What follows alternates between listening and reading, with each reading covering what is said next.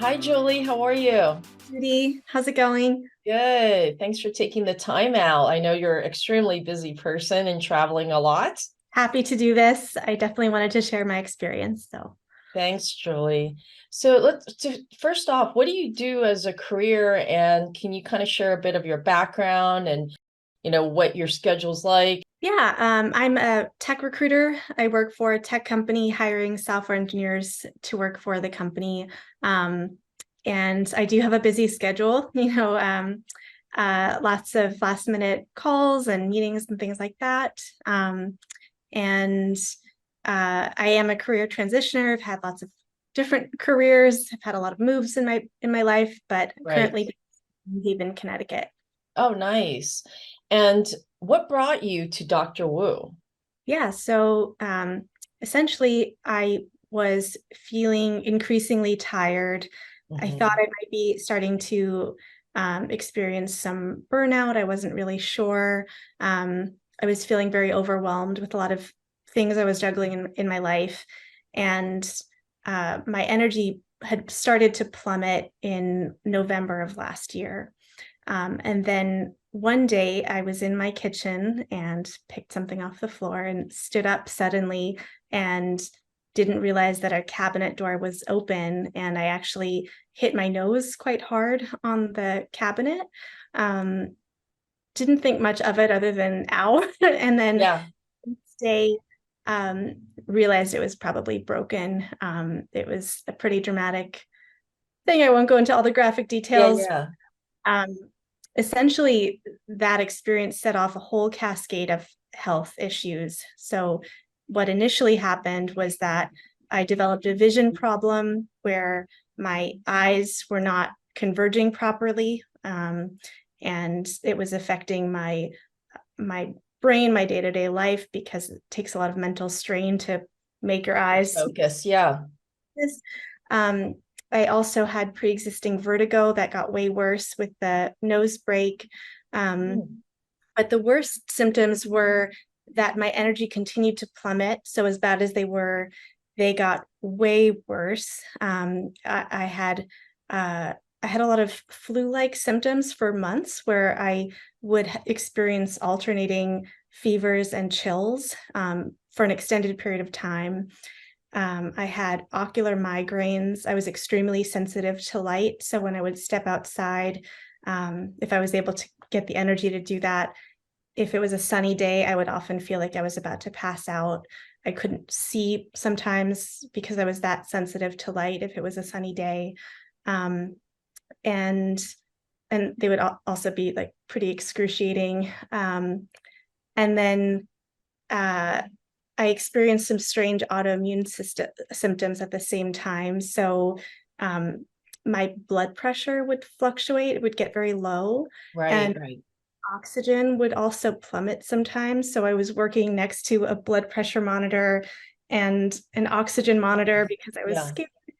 I was also, I should have probably been in the ER, but I knew that my immune system was so compromised, and I know that you can get sick so easily in hospitals. So I was Right, honest, right. but most people probably would have sent me to the ER. And then on top of everything, because I had no immune system, I actually did get both the flu and a horrendous sinus infection at the same time. I've never had a sinus infection. And so I basically slept at a 90-degree angle for 3 weeks. That's Um, insane. Wow. But Julie, did you have a pre-existing condition before you hit your nose, or did you have any problems before that? Honestly, health has always been an interest of mine, just wellness generally. So I've grown up really, with health at the top of my mind, being active and Right. eating healthy. So I did not have pre-existing conditions. Yeah. What I will say is the more that I've learned about chronic fatigue and autoimmune symptoms, and through talking to Dr. Wu and other practitioners, is that um, when we have a large degree of childhood trauma, which is something that I have experienced, we often have disrupted nervous system regulation, where the anxiety, the constant anxiety loop created from this trauma actually is really taxing on the system. And Totally agree. Mm, it's kind of like a last needle in the haystack kind of situation where it was the last straw and everything kind of went haywire. So I think that yeah. there were these pre-existing conditions, but maybe not from a traditional Western perspective. Yeah, I mean, that sounds like the accumulation of that trauma that's embedded in your body and your nervous system. I think in a strange way, that coincidence or that arrangement where you hit your nose was almost like a signal to address your whole body system. So how did you meet Dr. Wu?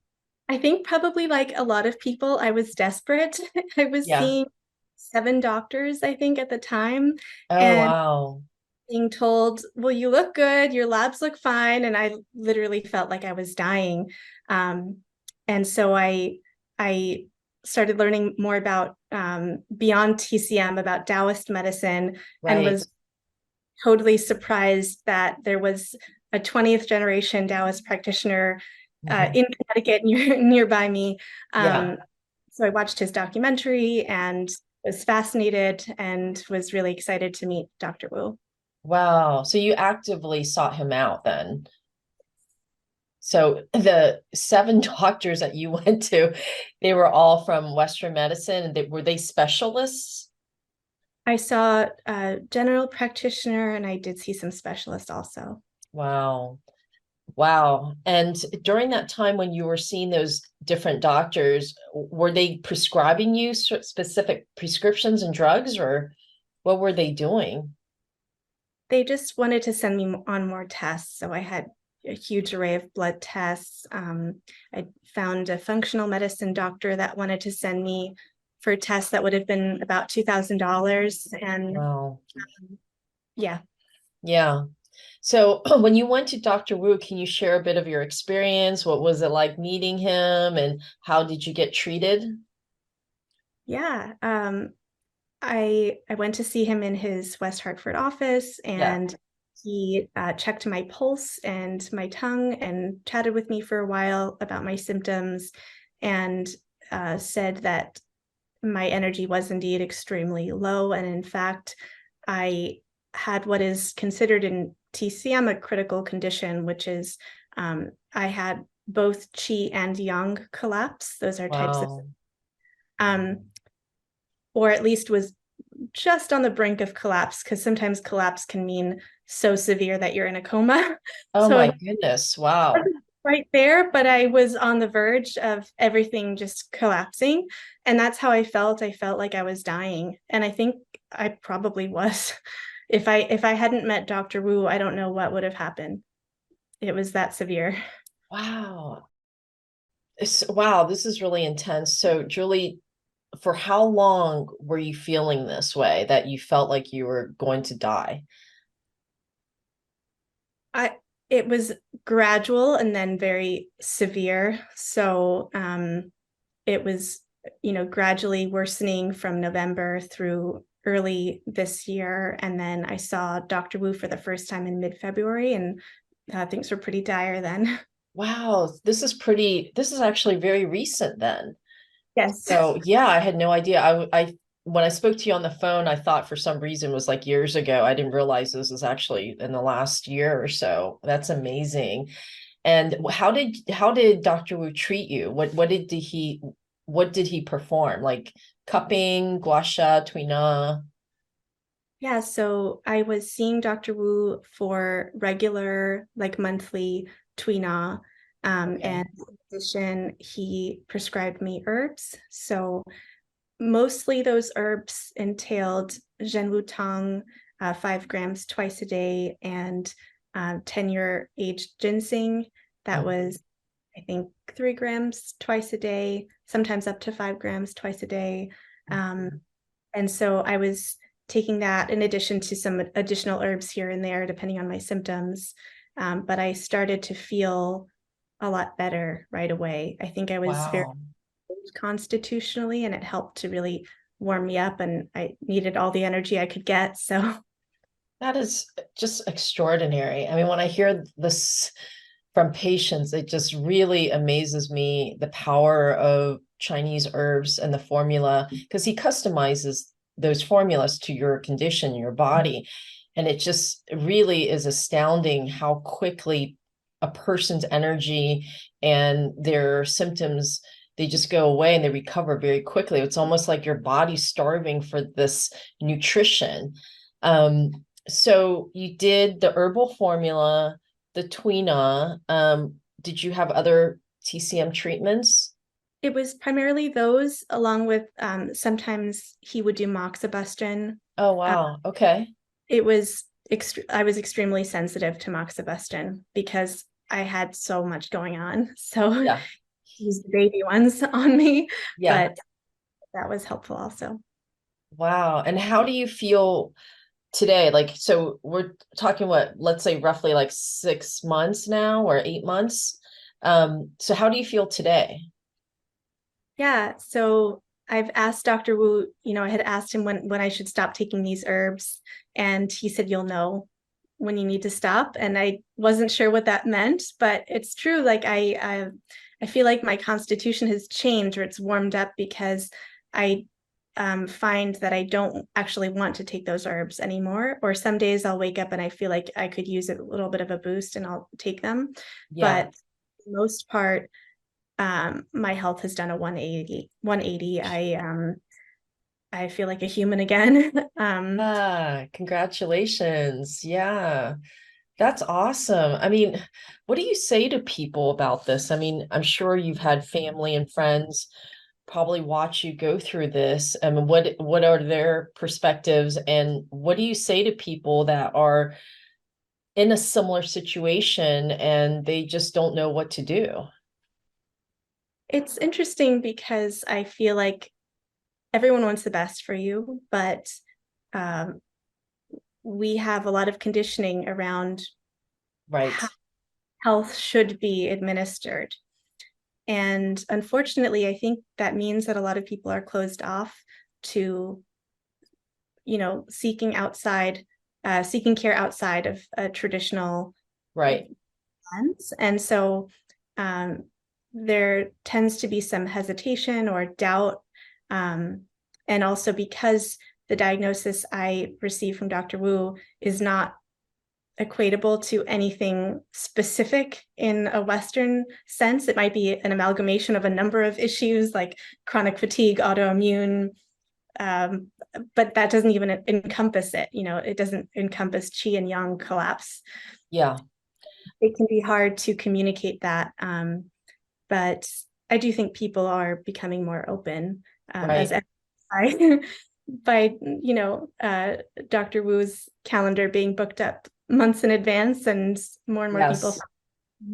Yes. Yeah, I mean, I can't even get a hold of him sometimes, And he is definitely booked ahead of time. And I think a lot of people now are recognizing there's an alternative choice. And especially when you hear success stories like this, it's quite amazing. And is this something that you feel will become a mainstream modality for people? I'm just curious what your perspective is, where I know you shared a bit that, people are more open to it, but how do you see it in comparison to what you experienced? Did you wish that maybe you had gone to I mean, you didn't know Dr. Wu back then, so that was the only choice you had?